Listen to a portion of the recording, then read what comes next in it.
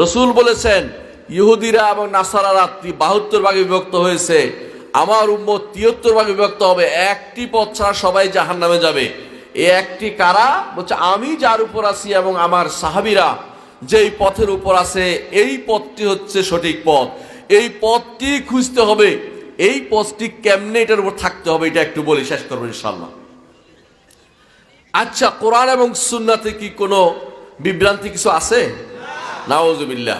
তাহলে বুঝতে পারছেন আলহামদুলিল্লাহ যে কোরআন এবং সুন্নাহ আমাদের জন্য, আমাদের হেদায়েতের জন্য যথেষ্ট, আলহামদুলিল্লাহ। এরপরে কোরআন এবং সুন্নাহ থেকে বুঝার জন্য বুঝ ভিন্নভাবে নিয়ে যায়।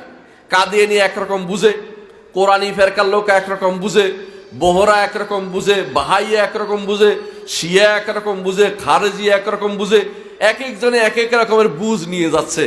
সবাই বলে আমারটা ঠিক, আমারটা ঠিক, কিন্তু কারোটা ঠিক না। ঠিক হচ্ছে কারটা?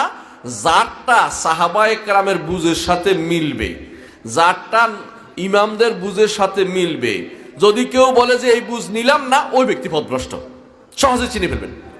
এই জিনিসটার নাম হচ্ছে মানহাজ। তাহলে আপনাকে যদি আপনি আকীদা ও মানহাজে ঠিক থাকতে হয়, 1 নম্বর হচ্ছে কোরআন সুন্নাহ আঁকড়ে ধরতে হবে। কি করতে হবে? কোরআন সুন্নাহ আঁকড়ে ধরতে হবে।